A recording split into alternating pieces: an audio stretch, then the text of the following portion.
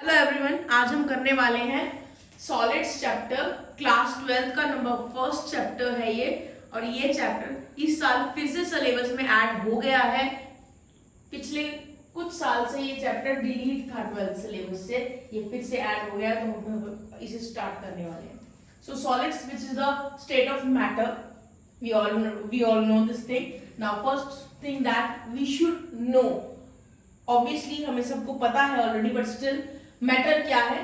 Anything which occupy space and has मास, कोई भी चीज जो जगह घेरती हो और जिसका कोई मास हो। जैसे ये व्हाइट बोर्ड है, जैसे ये पॉइंटर है, जैसे आपके हाथ में पेन या नोटबुक है, ये सारी चीजें मैटर है। आपके ग्लास में पानी है या फिर हमारे आसपास एयर है, ये सारी चीजें मैटर है। ये सारी ही चीजें जगह भी घेरती है स्पेस में और मास भी है इनका। So we have 3 states of matter: solid, liquid and gas, which we study usually. So ये जो 3 states है मैटर की, इनमें क्या डिफरेंस है? इनमें डिफरेंस आता है इनके इंटर पार्टिकल स्पेसिस की वजह से, जो सॉलिड के केस में लीस्ट है और गैसियस स्टेट के केस में मैक्सिमम है। तो आप देख सकते हो सॉलिड के केस में किस तरह से कॉम्पैक्टली पैक्ड है ये। इसके बीच में इंटरमॉलिक्यूलर स्पेस बहुत ही कम है। ये देखिए, ये है इंटरमॉलिक्यूलर स्पेस जो बहुत कम है। ये देखिए, ये है इंटरमॉलिक्यूलर स्पेस, बहुत कम है ये सॉलिड के केस में। जैसे कि मैंने आपको बताया, सॉलिड के केस में इंटरमॉलिक्यूलर स्पेस बहुत कम है। तो आप देख सकते हो किस तरह से इंटरमॉलिक्यूलर स्पेस बहुत कम है सॉलिड के अंदर। लिक्विड के केस में थोड़ा सा ज्यादा होता है और गैस के केस में सबसे ज्यादा इंटर पार्टिकल स्पेस होता है। सो इस इंटर पार्टिकल स्पेस के बेस पे ही इनको क्लासिफाई किया गया है। Solid are very tightly packed, particles are very tightly packed, liquid particles are loosely packed and gases particles are very loosely packed. तो हमें यहाँ पे स्टेट्स ऑफ मैटर नहीं डिस्कस करने हैं, हमें इनके डिफरेंसेस, प्रॉपर्टीज सबकी नहीं डिस्कस करनी है, क्योंकि हम यहाँ चैप्टर पढ़ रहे हैं सॉलिड्स, तो हम सॉलिड्स पे अपना फोकस रखेंगे। तो हम जनरल कैरेक्टरिस्टिक्स पढ़ेंगे सॉलिड्स की।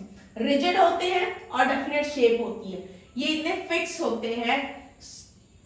आप देख सकते हो इनकी डेफिनेट शेप भी होती है, जैसे कि ये बोर्ड है, इसकी शेप रिजिड है, फिक्स्ड है और ये शेप अपने आप चेंज नहीं होगी। आप इसमें फोर्स अप्लाई करोगे, ये चेंज नहीं करेगा अपना शेप को। ये सॉलिड है इसलिए।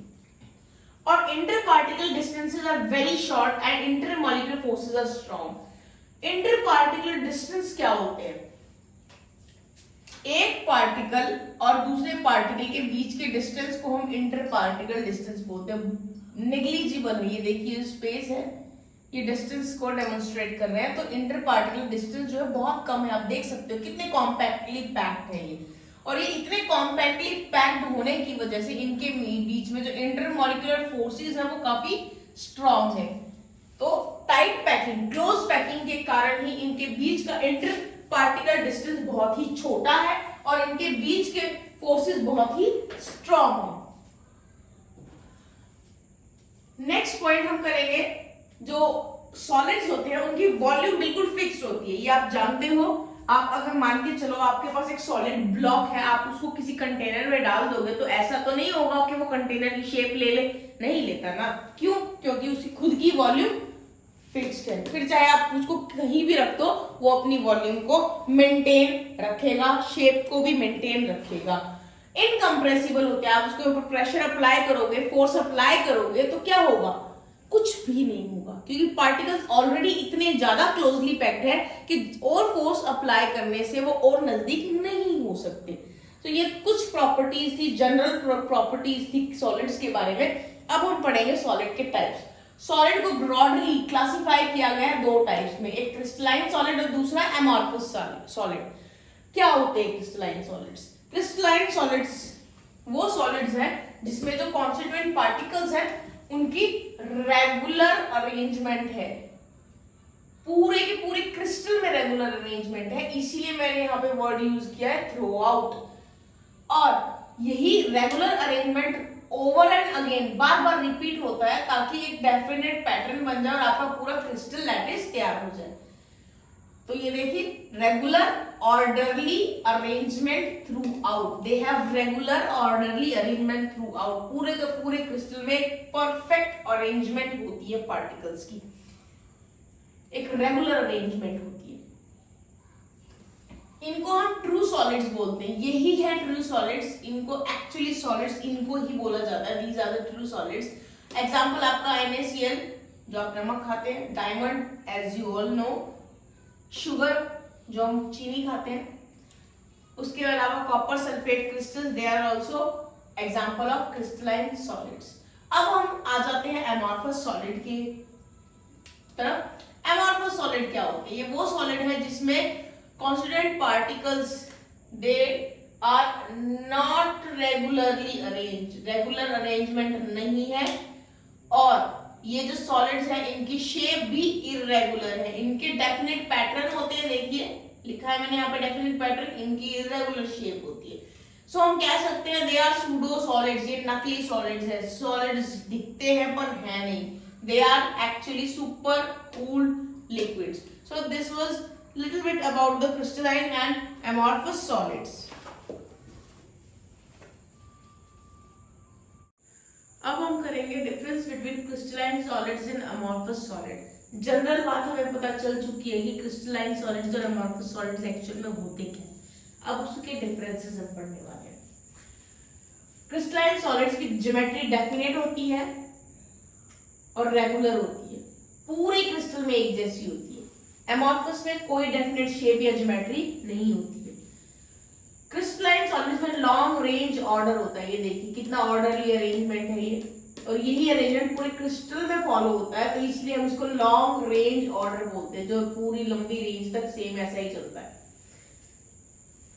शॉर्ट रेंज ऑर्डर होता है अमॉर्फस सॉलिड में, क्योंकि जो ऑर्डर यहां देखने को मिलेगा वो ऑर्डर आगे नहीं देखने को मिलेगा, आगे डिफरेंट है, उससे आगे और भी डिफरेंट है, तो यहाँ पे अरेंजमेंट डिफरेंट आपको देखने को मिलेगा, इसलिए ये शॉर्ट रेंज ऑर्डर है, क्योंकि ये शॉर्ट रेंज तक ही है। पर मैं वहां पे एक बात आपको बताना चाहूंगी कि कई बार क्या ऑब्जर्व होता है, कई बार एमॉर्फस सॉलिड्स जो होता है उसमें छोटी सी रेंज में जो ऑर्डरली अरेंजमेंट प्रेजेंट होती है, तो हम उस छोटे से रीजन को बोलते हैं क्रिस्टलेट्स। उस छोटे से रीजन को एक मान के चलते हैं कि एक छोटा क्रिस्टल है वो छोटी सी ऑर्डर में, तो उस छोटे ऑर्डर को, शॉर्ट रेंज ऑर्डर को, शॉर्ट रेंज ऑर्डरली अरेंजमेंट को हम टर्म देते हैं crystallites. So what are crystallites? It is observed that some amorphous solids have some orderly arrangement which is in a very small region. अभी मैंने आपको बताया था बहुत ही छोटे रीजन में उनकी orderly arrangement होती है। So such regions are called crystalates. ऐसे रीजन को crystalates बोलते हैं।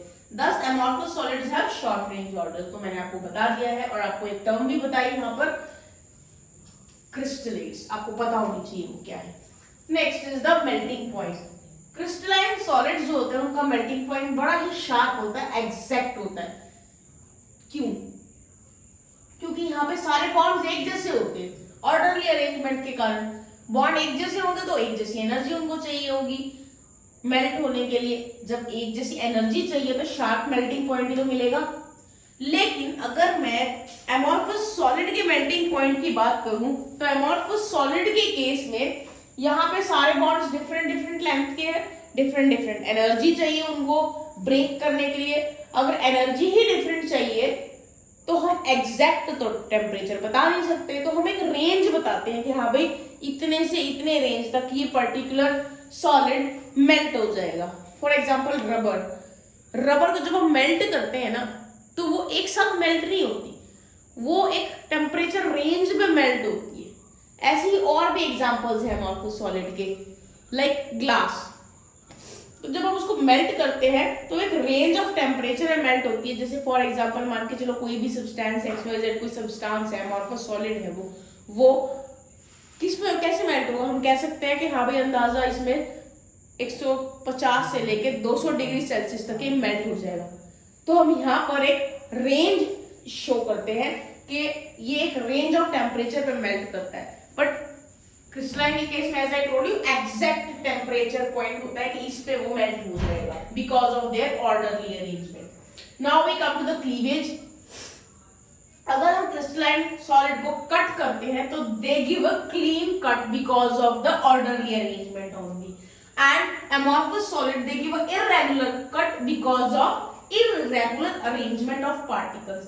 अरेंजमेंट ही पार्टिकल्स की इर्रेगुलर है तो कट भी इर्रेगुलर देते हैं। फिर एक और पॉइंट आ जाता है आइसोट्रोपिक एंड एनाइसोट्रोपिक। क्या होता है ये?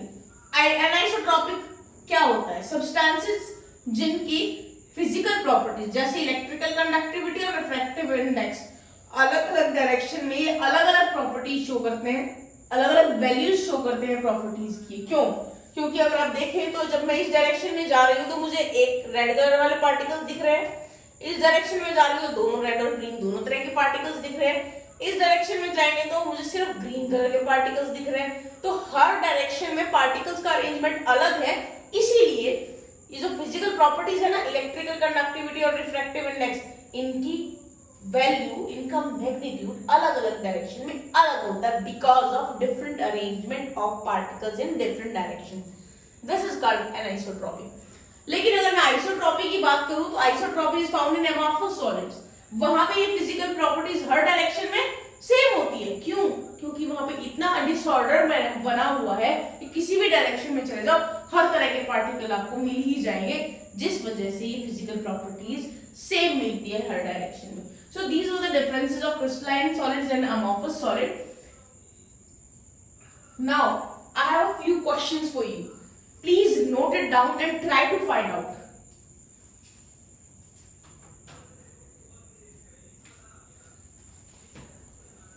मैं यहां पर इरेज करके आपके लिए वो क्वेश्चन लिख रही हूं।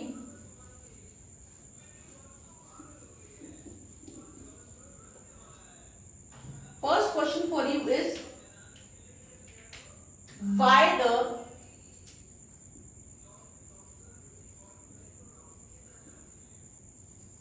glass panes of old windows or doors are found to be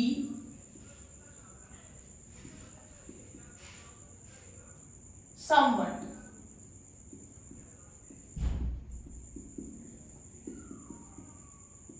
thicker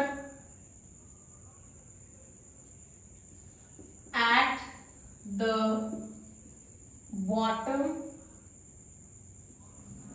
than at the top। एक तो ये क्वेश्चन है। दूसरा क्वेश्चन है आपके लिए, why do window panes of old buildings look milky? ये दो क्वेश्चंस हैं, आपको ये सॉर्ट आउट करने हैं, इसका आंसर सर्च करना है और होपफुली आपको इसका आंसर आपकी एनसीईआरटी बुक में ही मिल जाएगा, but for that you have to study.